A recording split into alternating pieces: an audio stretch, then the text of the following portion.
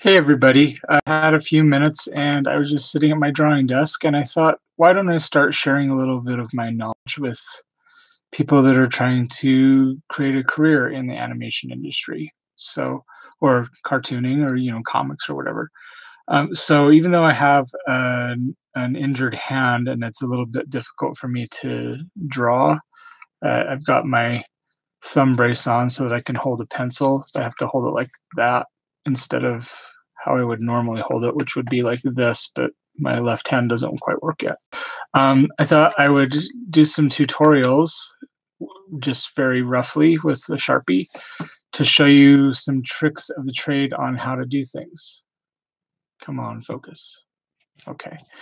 So the first thing I wanted to talk to you about was expressions. And most of the acting I think that you can get easily from a character or cartoon is in one of two ways. It's either the facial expression or the gesture of the body. So, gesture of the body would be, like how do they hold their arms and legs and how do they bend their spine when they're emoting. But I'll save that for a different expressions for this one. So, if you start by making a circle, and it doesn't have to be perfect. I usually do this really light with a blue pencil and just try to get the general shape of a circle feeling good. Um, and then you draw a dividing line to kind of define the volume so it feels more round. You can see how I've separated these lines a little bit so they're uh, curved, so you feel like this is a ball shape. And that's basically your skull.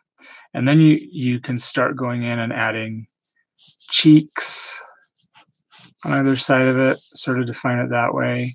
This middle line is really good for knowing where to put the cheeks, and it also really helps if you're doing a cartoony character where to put their ears, because their ears will kind of line up with their cheeks a little bit. And this middle line also tells you where to put the eyes. So I'm just going to put really simple eyes here.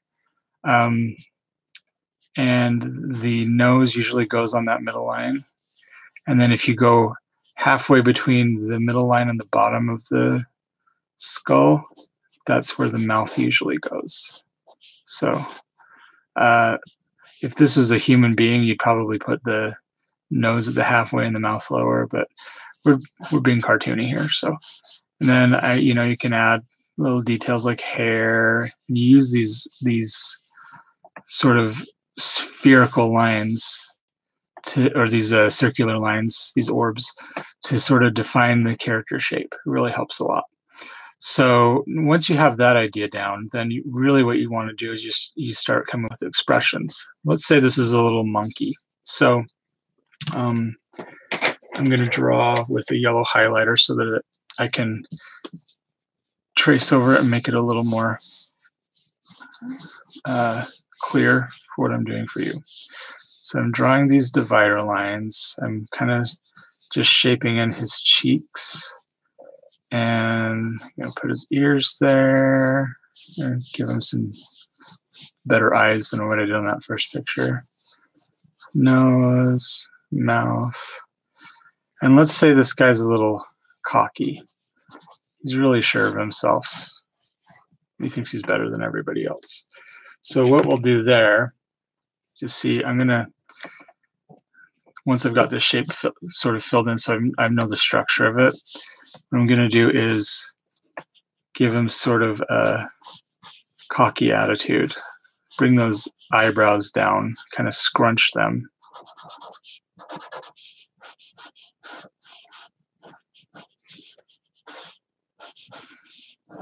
Give him a sort of a sour expression. And you see how his mouth kind of turns up there. If you can actually like bring his cheek up a little more and kind of squish into the eye. Really what you want to do is look at how real anatomy works. You can get a little mirror to put at your drawing desk and you can kind of look at your own face and see what things squish together and which things stretch away from each other. But generally speaking, you can very easily, very quickly get the idea of an expression out of your character. So again, apologies because my drawing ability is a little shaky right now because of my injury, but you can see this guy has an attitude. You can tell from looking at it. Oh, he's kind of angry. He's kind of a jerk. Even something like this, I can make him go into kind of a seething anger instead of just sort of being obnoxious just by doing that.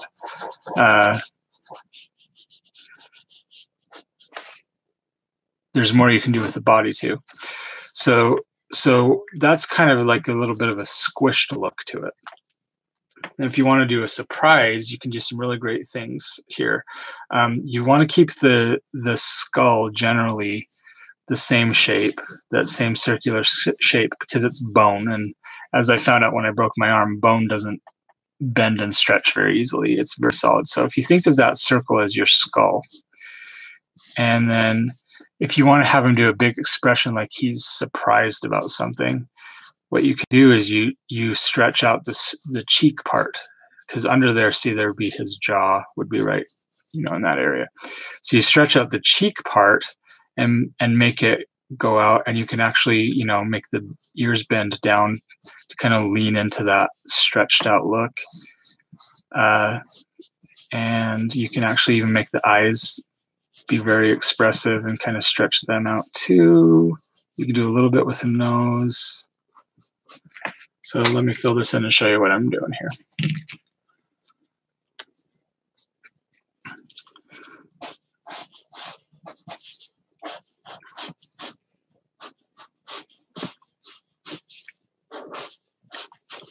See, I've got his mouth open really wide, different than that. And so I've taken everything that isn't bone and I've sort of stretched it across the bone a little bit underneath so that it's more exaggerated.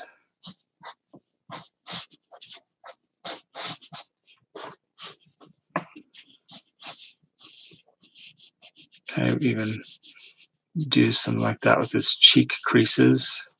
And it's your character, so you can kind of decide if you want that sort of thing to be there or not. I can even make just with changing his eyebrows, I can make him look more worried. But see how his eyes are stretched out way more than they were.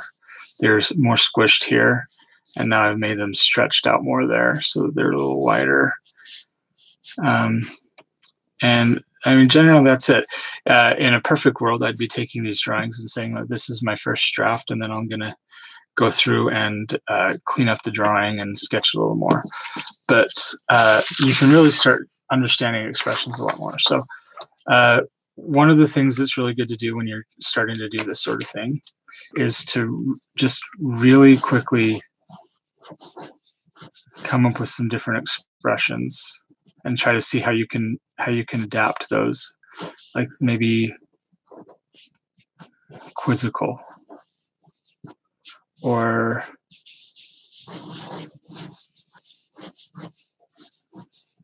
devious. So when I do devious, I have him like looking another way. I squish his eyes together, give him a smile.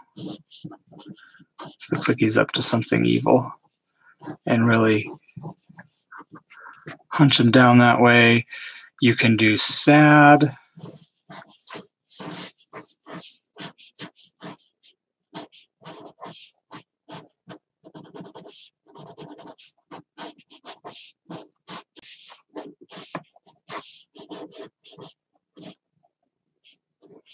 Give him a little quivering lip there.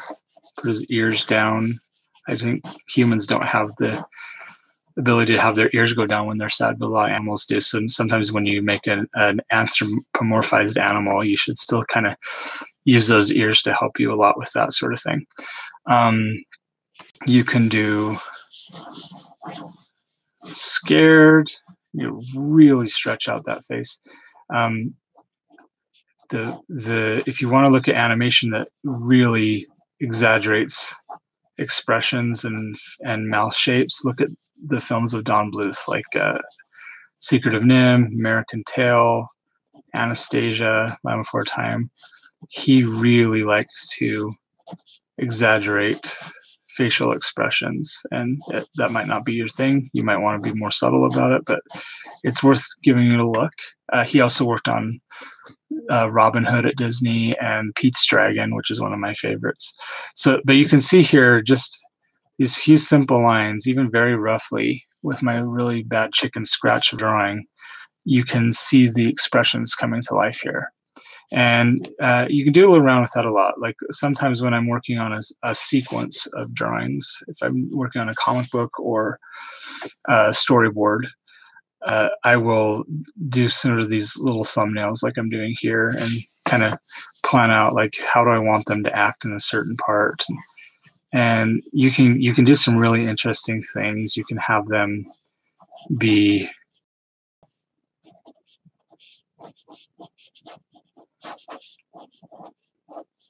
unamused, which is a little bit of a more flat expression, but you can actually get something out of that.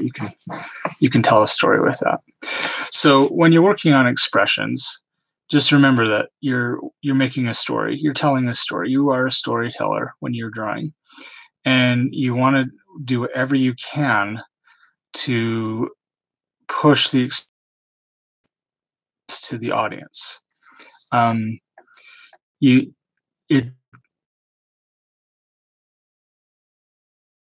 exist on actual anatomy because it's not necessary to follow those rules.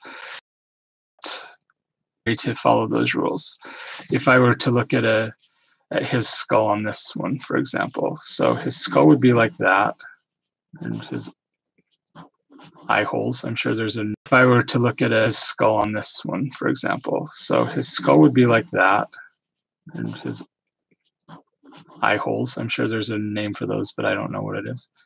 And then his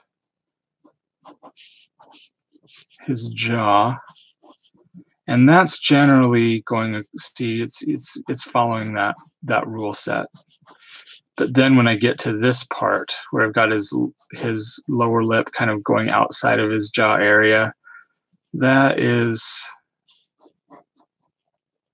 quite a stretch to imagine that his muscles are actually going to do that.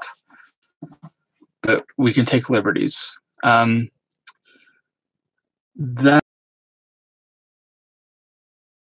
sad, angry, confused. Pick 10 really interesting expressions and then come up with the character and just draw its face over and over, trying to see what you can do with those expressions and how far you can push them. I just finished this postcard. I did this art. I did it digitally because that's the only way I can get nice lines right now just because of my injury. But if you look at Donald here, you can tell, even though he's got a hard beak, you can tell that he's angry, and you can tell that Chip over here is sort of showing off, and you can see that Dale is laughing about how mad Donald's getting that they're both wearing Mickey Mouse ears because Donald thinks they should be in the Donald Duck Club. But even this small size, these very limited lines, this very simple looking redesign I did on the characters, you can really understand the emotion. And you can see here too, the posing of the characters, which we didn't go into today, how that plays into it a lot. So hope this is an interesting video for you, and I'll be happy to oblige. So take care. Talk to you later.